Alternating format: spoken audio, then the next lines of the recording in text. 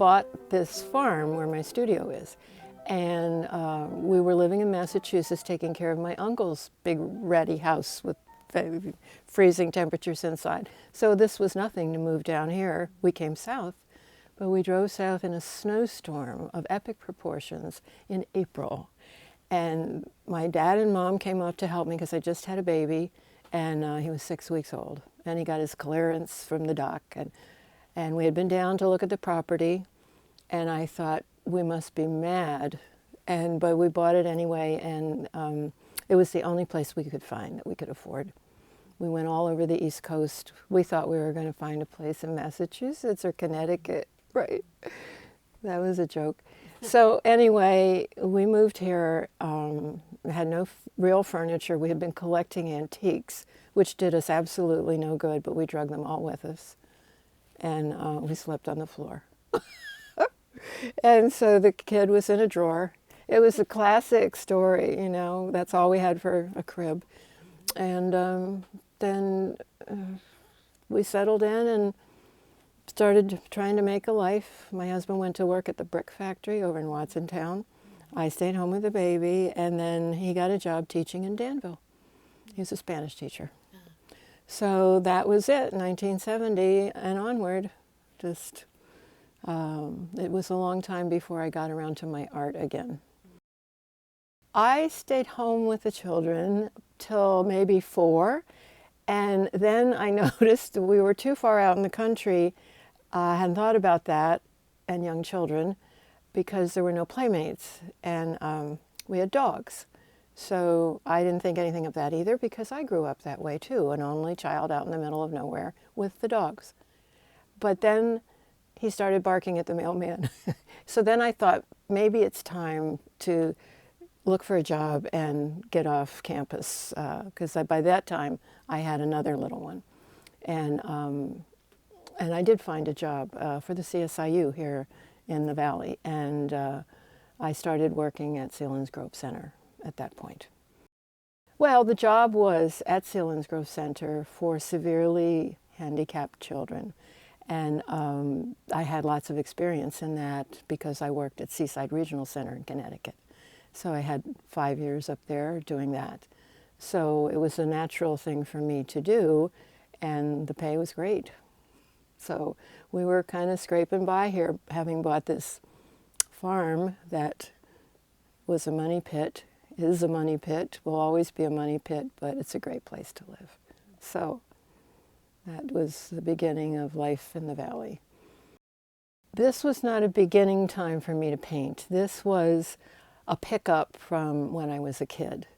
I drove my parents crazy because I always needed paper and crayons, and I was obsessive about crayons. I was really sick as a baby, so I was always in Geisinger Medical Center because I grew up in Danville, and then we moved away, my husband and I. But when I was a kid, I spent a lot of time in oxygen tents in the hospital on open wards with a bunch of other sick people, and there wasn't anything to do because I was in that tent and I had to be there. So all the relatives brought me coloring books, and I would fill them up and ask for more, and I would draw on anything, paper bags, it didn't matter. How was I to know? Toulouse-Lautrec already did that, right? So anyway, that went on, and I thought I was going to be a fashion designer, and then I thought I was going to be something else, I don't know. And I saw this beautiful painting in the downtown window in Danville. It was a stationery store, and it was actually wasn't very good, but I didn't know it at the time. It was a ballerina, and what young girl doesn't want to be a ballerina? And I thought, oh, if I could paint a picture like that. So I started taking lessons with this young man. My father knew his father, as it goes in small towns, you know. And it was in the basement. And there were two light bulbs.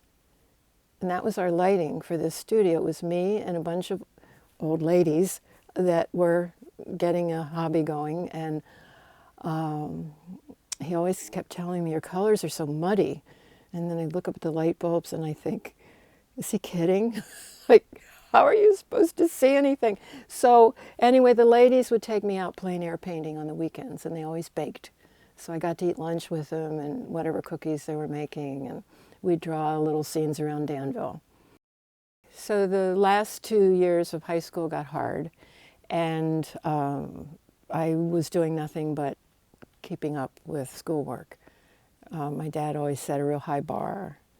I think it's because they came from a family of 7 children each, my mom and my dad. And I was the only child in their family, and there was nobody else to pay attention to. So I couldn't get away from their constant scrutiny if I wanted to.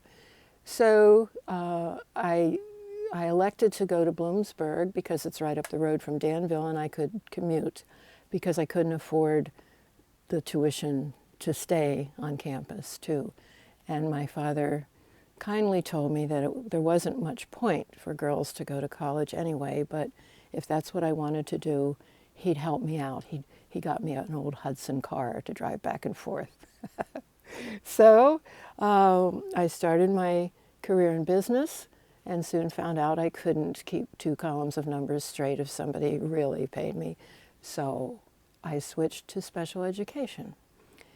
But in that switch, I had to take art classes because of primary level kids. And that's when I found my good friend, still today, Jim Clark, who has the church we're going to do our event in. And we loved art class. We lived for art class in college.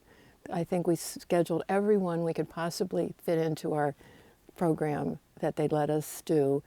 And we became very good friends with one of the art teachers. So after school was done, we'd go over to Otto's house and we'd talk about art, and he'd show us things. And neither one of us went on to art school.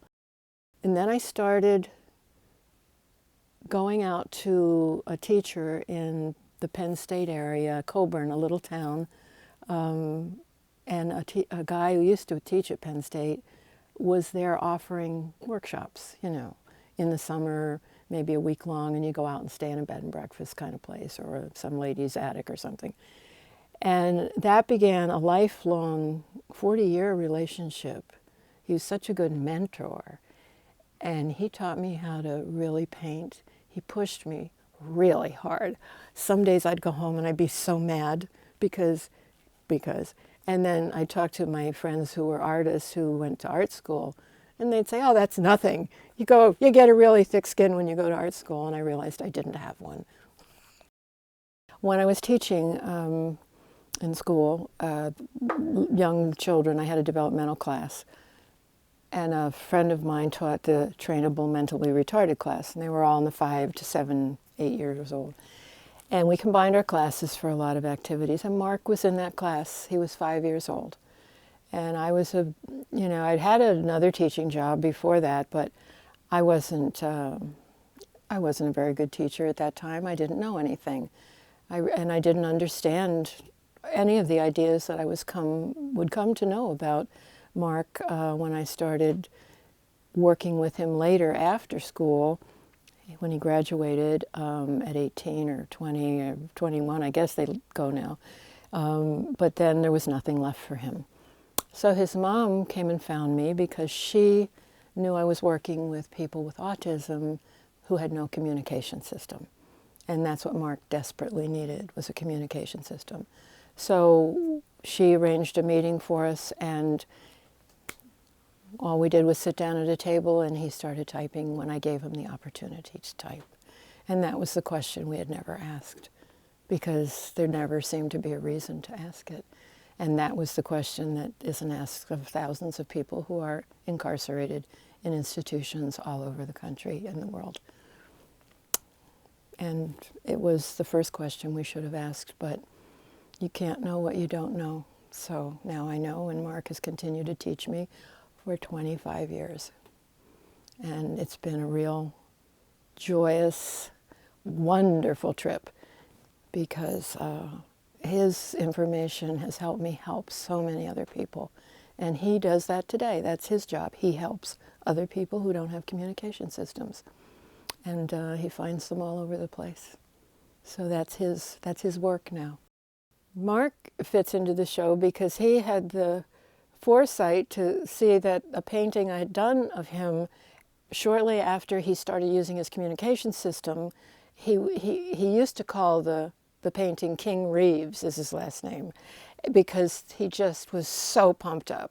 And I had to capture it because it was such a transformation for him, because he was so depressed with his circumstances before he had communication. Like, school led to nothing for him because he couldn't do anything. So once he was introduced to communication, he became physically a different person. It was like magic. And so when I was talking to him about this Invisible People show and what problems, would we find in the United States that we'd want to try to represent in a series of paintings, I showed him one of the two kids, and I said, that's as far as I got. And he said, well, what about my painting? And I said, oh, Mary, duh. Why can't you think like that? And he said, we can put that in. I represent the community of the disabled. And he said, they all don't have my problems, but then that's the whole point. I can be the representative. I can make it so that nobody gets a label anymore, because when I was in school, they used to call me retarded and put a label on me like a can of soup.